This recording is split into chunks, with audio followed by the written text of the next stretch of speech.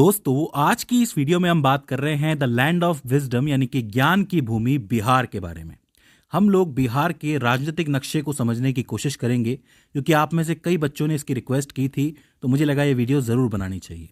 हम लोग समझेंगे कि बिहार में कितने ज़िले हैं, डिस्ट्रिक्ट हैं और कितने प्रजामंडल हैं, डिविजन्स हैं, और कोशिश करेंगे कि आसान से आसान भाषा में हम इसे याद कर सकें। तो ज़्यादा देर ना करते हुए हम शुरू करते हैं। सबसे पहले भारत के नक्शे में बिहार की पोजीशन देख लेते हैं, जो कि बहुत ज़रूरी होता है।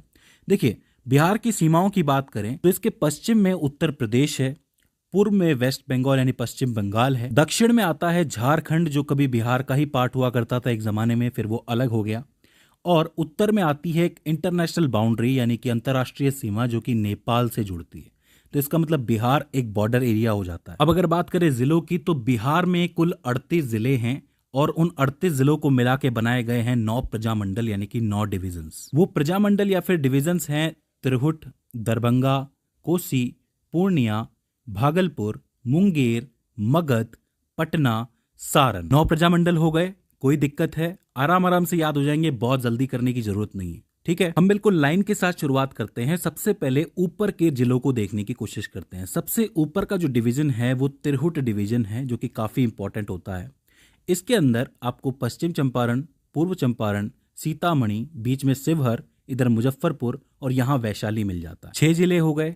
देखिए, यहाँ पे चंपारण का मतलब होता है चंपा प्लस आरण्य। आरण्य का मतलब होता है वन या फिर वन में उगने वाले पेड़, तो चंपा के पेड़ हो जाते हैं।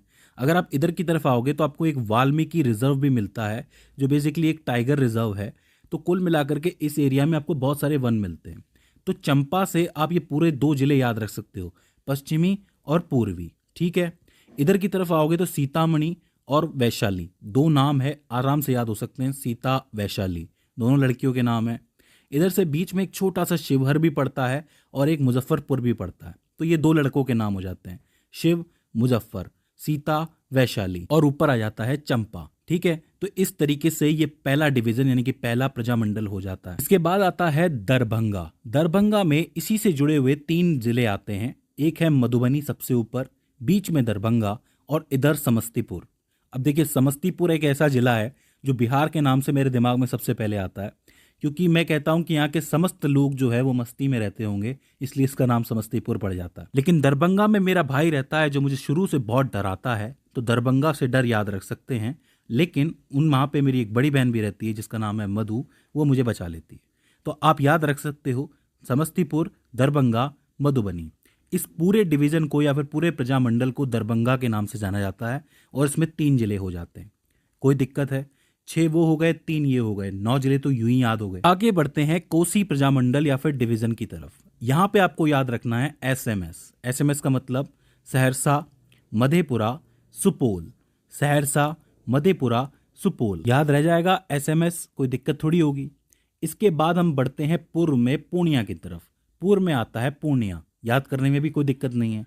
पूर्णिया के अंदर 4 जिले आते हैं, अररिया, किशनगंज, पूर्णिया, कटिहार। अब इसको याद करने के लिए मैं पूर्व में पूर्णिया का इस्तेमाल करता हूँ कि पूर्णिया के पूर्ण जिले जो है वो पूर्व में ही होंगे। इसमें से बीच में जो होगा वो पूर्णिया होगा, सबसे ऊपर होगा किशनगंज, सबसे नीचे कटिहार और बीच में अररिया होगा। ठीक है, तो आपका तिरहुट हो गया, दरभंगा हो गया, कोसी हो गया, पूर्णिया हो गया। अब नीचे एक और डिवीजन आता है, एक और प्रजामंडल आता है कि मैंने भागकर बैंक लूट लिया। तो भागा यानी कि भागलपुर और बैंक यानी कि बंका। तो भागलपुर और बंका आपस में पास पास हैं और ये एक पूरा डिवीजन हो जाता है भागलपुर डिवीजन। तो इसका मतलब इसको भी याद करना आसान है, भाग के बैंक लूट लिया, भागलपुर, बंका। सिर्फ 2 ही जिले हैं। मुझे लगता है कि इसको याद करना पूरे नक्शे में सबसे आसान होता है। तो इसका मतलब आपके 5 डिवीजन हो गए, तिरहुट, दरभंगा, कोसी, पूर्णिया और भागलपुर। 50% मैप तो यहीं खत्म हो गया। इसके बाद वापस आते हैं पश्चिम की तरफ। पश्चिम में एक आता है आपका सारण डिवीजन। सारण में आता है गोपालगंज, सिवाय और सारण। अब देखो, ध्यान से समझो, पूर्व में क्या है? पूर्णिया है। पूर्णिया में क्या थे? किशनगंज थे। यहाँ क्या है? गोपालगंज है। दोनों ही किशन जी के नाम हैं, एक तरफ किशन, एक तरफ गोपाल। पूर्व में किशन, पश्चिम में गोपाल, याद रखना आसानी है। तो गोपालगंज, सिवान और सारण। तो आपको याद रहेगा, पूर्व में पूर्णिया है, वहां पे किशन है, और पश्चिम में गोपाल है और शिव है, दोनों है। तो सारण के भी 3 जिले पूरे हो जाते हैं। तो अब कौन कौन सा बचा? एक बचा मगध, एक मुंगेर और एक पटना।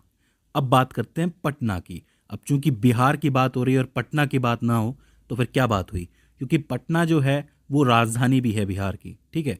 तो देखो पटना में टोटल 6 जिले आते हैं। पटना का एक खास बात यह है कि पटना का जो शेप है ना वो इस तरीके से खिंचा हुआ सा नज़र आता है। अगर आप इसको टेढ़ा करोगे तो आपको एक पी नज़र आएगा एक तरीके का, मैं तो पी मानता हूँ उसको ताकि याद रहे। तो ये पटना हो जाता है आपका। पटना में आपका आता है भभुआ। भभुआ को वैसे कैमूर भी कहते हैं, कैमूर के नाम से बहुत फेमस है ये। और फिर आता है आपका रोहतास, ऊपर आता है आपका बक्सर, इधर भोजपुर, भोजपुर के पास पटना, पटना के पास नालंदा। अब एक चीज़ बताओ मेरे को, पटना और नालंदा, क्या ये शब्द याद रखने की आपको ज़रूरत है? क्योंकि बिहार का नाम आएगा तो सबसे पहले नालंदा यूनिवर्सिटी का नाम तो आपके दिमाग में आ ही जाएगा, और पटना तो राजधानी है ही। तो दो चीज़ें तो याद रहेंगी कि जहाँ पटना है वहाँ नालंदा भी होगा। यहाँ पे बक्सर आपको नज़र आ रहा है, बक्सर यानी कि बॉक्सिंग, बॉक्सिंग भी यहीं होगी। भोजपुर यानी कि भोजन खाना भी यहीं मिलेगा। रोहतास यानी कि रोहित, रोहित भी यहीं रहता है। और बबुआ, हमारा बबुआ भी यहीं रहता है। तो 6 के 6 याद करने में दिक्कत है। बबुआ और रोहित दोनों फ्रेंड हैं, दोस्त हैं, बॉक्सिंग करते हैं, खाना खाते हैं, पटना में रहते हैं, नालंदा में पढ़ते हैं। तो क्या पटना को याद रखना मुश्किल है क्या? भभुआ यानी कैमूर हो गया, रोहतास हो गया, बक्सर हो गया, भोजपुर हो गया, पटना हो गया, नालंदा हो गया। तो ये हो जाता है आपका पटना डिवीजन यानी कि पटना प्रजामंडल। इसके बाद बात करते हैं ज्ञान की यानी कि मगध की, क्योंकि मगध के अंदर एक जगह है गया, और गया में गौतम बुद्ध जी को ज्ञान की प्राप्ति हुई थी। तो कोई दिक्कत नहीं होगी इसको याद करने में। देखो इसके अंदर टोटल 5 जिले हैं। एक है औरंगाबाद, एक है गया, एक है नवादा, एक है जहानाबाद और एक है अरवल। अब देखो ज्ञान मिलता है गया से। अब ज्ञान है तो सीधी सी बात है वो जहन में भी बैठेगा यानी कि मन में भी बैठेगा, तो जहन से जहानाबाद याद रह सकता है। इसके अलावा औरंगाबाद, अरवल और नवादा भी आप याद रख सकते हो, ठीक है। तो इसमें कोई दिक्कत है? मगध में कोई दिक्कत नहीं है, 5 जिले हो जाते हैं। और आपका आखिरी जो बचा हुआ हिस्सा बचता है वो आपका बचता है मुंगेर। अब मुंगेर की खास बात यह है कि यहाँ पे लोग राय बहुत देते हैं, क्योंकि यहीं पे आपको मिलेगा बेगूसराय और लखीसराय, ठीक है। तो बेगूसराय लखीसराय आपस में पास पास हैं, आप याद रख सकते हो। साथ ही ये पटना से भी जुड़े हुए हैं, मतलब पटना के पास हैं, तो इसको याद रखना बहुत मुश्किल नहीं है। इसके अलावा आपको मिलेगा यहाँ पे शेखपुरा, जमुई, मुंगेर और खगड़िया। शेखपुरा, जमुई, मुंगेर, खगड़िया। कोई दिक्कत है याद करने में? नहीं होगी। अब देखो अगर आप पहली बार मैप को यानी कि नक्शे को देख रहे हो तो ऐसा हो सकता है कि आपको इसमें कन्फ्यूज़न हो जाए। उसमें भी अगर आप बिहार के बाहर के रहने वाले हो तब तो कन्फ्यूज़न ज़्यादा हो सकता है, लेकिन अगर आप एक बिहार के स्टूडेंट हो तो आपको ज़्यादा मुश्किल नहीं होगी। अब देखो पहली बार में तो हर नक्शा मुश्किल ही लगता है, लेकिन मज़ेदार भी हो जाता है समय के साथ साथ। आप चाहें तो हम आखिर में एक खाली नक्शा भी भर सकते हैं। खाली नक्शे में सबसे पहले आपके दिमाग में 9 डिविजन्स आने चाहिए कुछ इस तरीके से, ठीक है। हमने शुरुआत की थी लाइन के साथ, मतलब ऊपर से शुरुआत की थी। तो सबसे पहले हमारे पास चंपा से आपको चंपारण याद रह जाना चाहिए। 2 चंपारण है, एक पश्चिमी है, एक पूर्वी है। क्योंकि यहाँ पे वन है, पेड़ हैं, तो याद रह जाएगा। इसके अलावा 2 नाम मैंने आपको बताए थे, सीता और वैशाली। तो सीतामढ़ी ऊपर है, वैशाली नीचे है, ठीक है। और 2 नाम और थे, एक शिव था, एक मुजफ्फर था। तो ये दोनों हो जाते हैं। तो नामों से आपको याद रह जाएगा सीता, वैशाली, शिव, मुजफ्फर और चंपारण का चंपा। कोई दिक्कत है? इसके बाद आगे बढ़ोगे दरभंगा में तो सभी लोग मस्त रहते हैं जहाँ पे समस्तीपुर, लेकिन ऊपर ही हमारा एक भाई रहता है जो हमें डराता है, दरभंगा वाला। लेकिन हमारी एक दीदी है जो मधु दीदी है, वो मधुबनी में रहती है, तो वो हमें बचा लेती है। तो दरभंगा याद रह जाएगा। इसके बाद आता है कोसी। कोसी में आता है एसएमएस, सहरसा, मधेपुरा, सुपौल, याद रह जाएगा, कोई दिक्कत नहीं है। इसके बाद पूरब में पूर्णिया।